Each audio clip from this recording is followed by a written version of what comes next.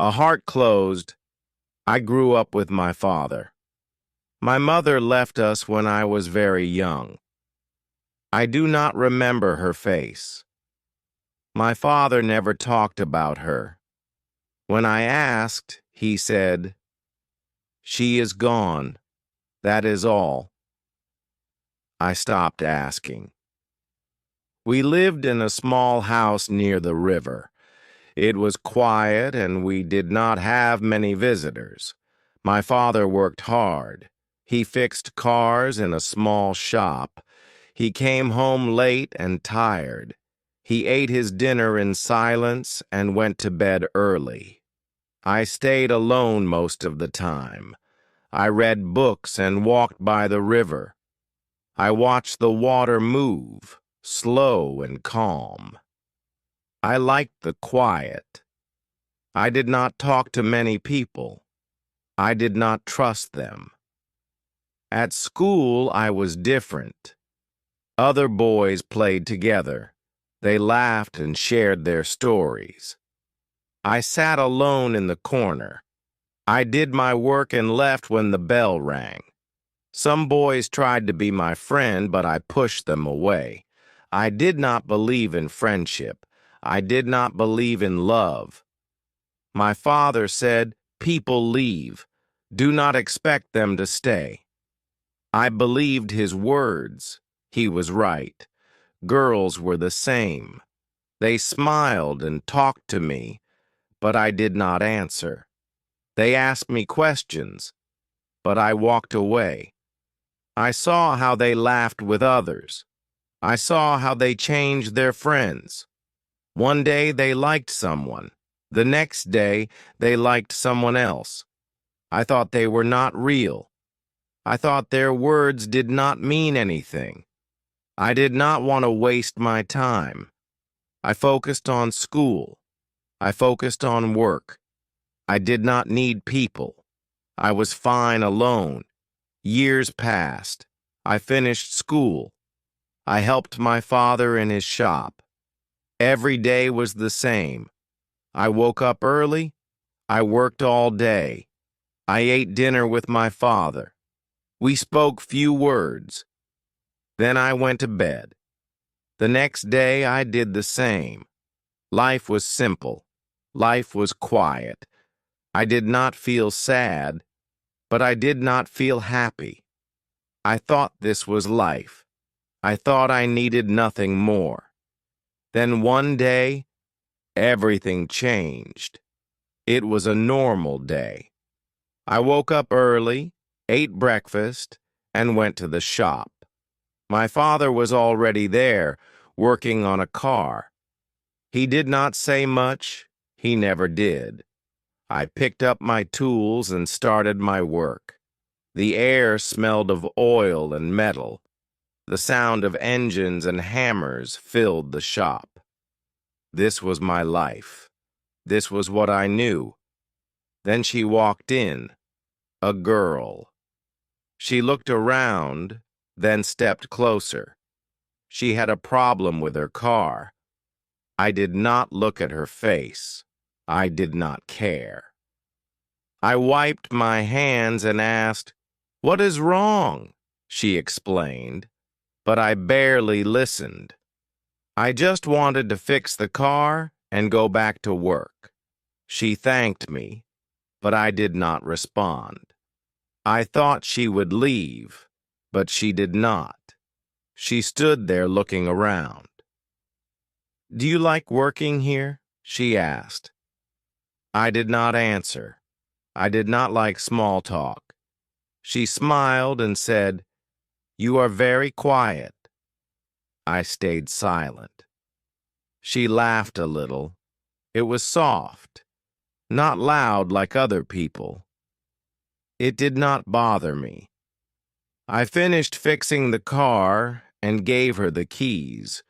She thanked me again and left. I thought that was the end. But the next day she came back. This time, she did not have a car problem. She just stood at the door looking at the shop. I ignored her. She walked closer and said, "Can I watch?" I frowned.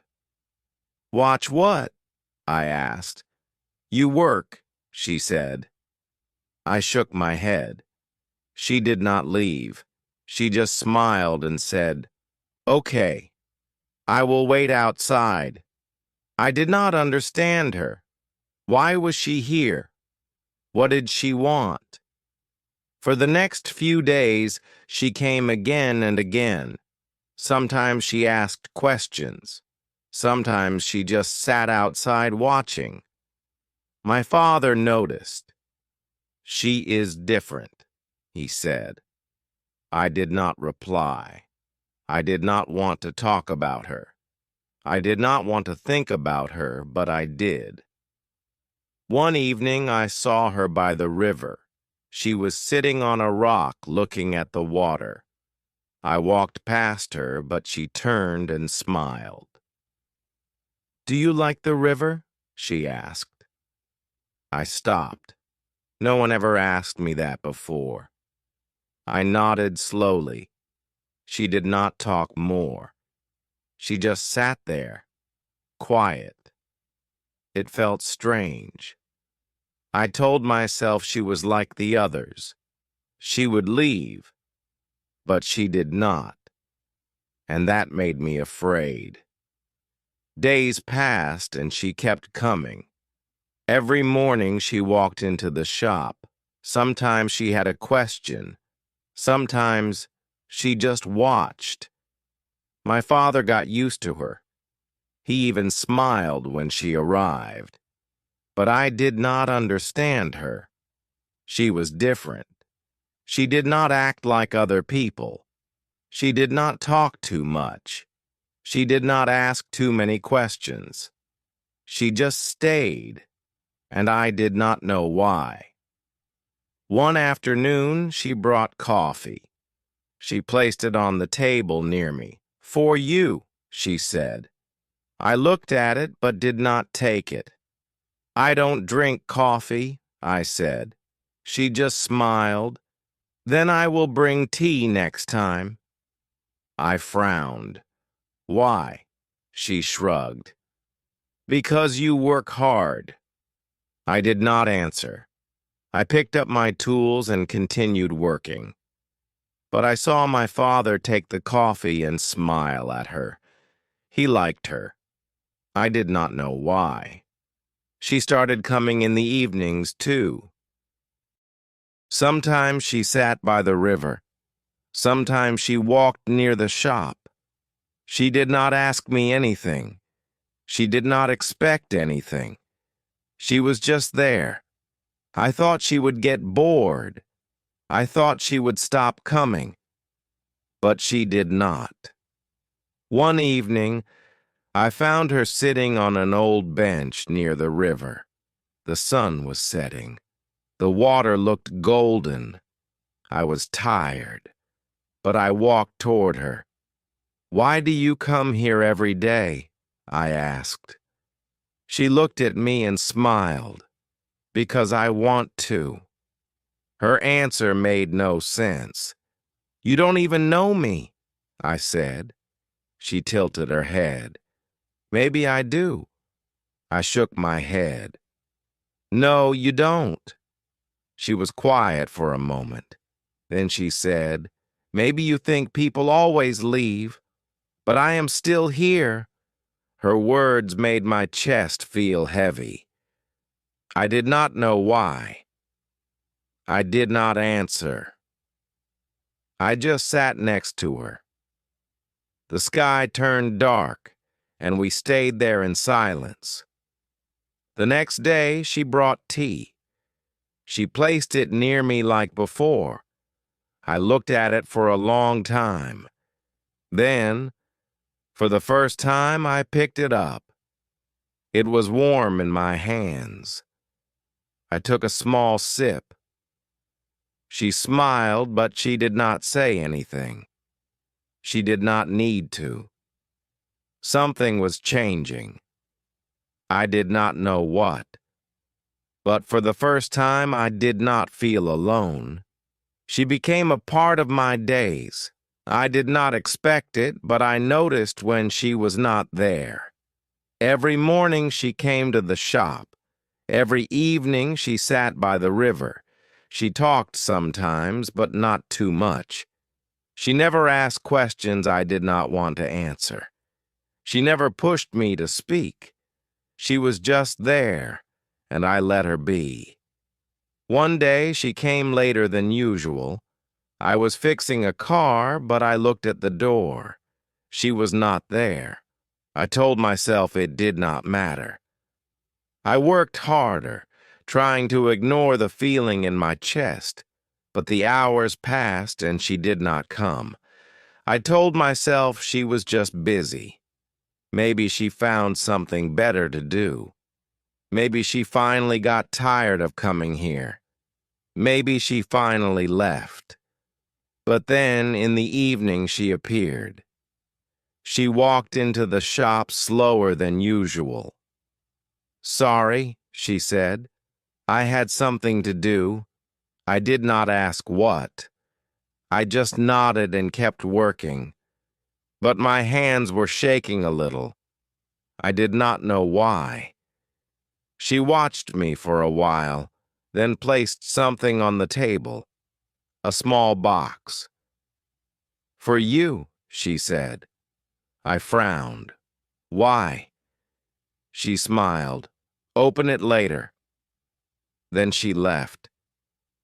That night I sat on my bed and looked at the box. It was small and simple. I hesitated before opening it. Inside there was a keychain, a small silver key hanging from a black string. It was simple, just like me, just like my life. I did not understand why she gave it to me, but I held it in my hand for a long time. Then I placed it in my pocket. The next day, she was back. She acted normal, as if nothing happened. I wanted to ask her about the keychain, but I did not know how. Instead, I just worked. She watched, like always, but something was different now. I could feel it. One evening, she asked, "Do you ever think about leaving this town?" I looked at her, confused. "Why?" She shrugged, just wondering. "Do you ever want to see other places?" I shook my head. "This is my home," she smiled. Home is not always a place. I did not understand what she meant, but I did not ask. Days turned into weeks. She kept coming, and something inside me kept changing.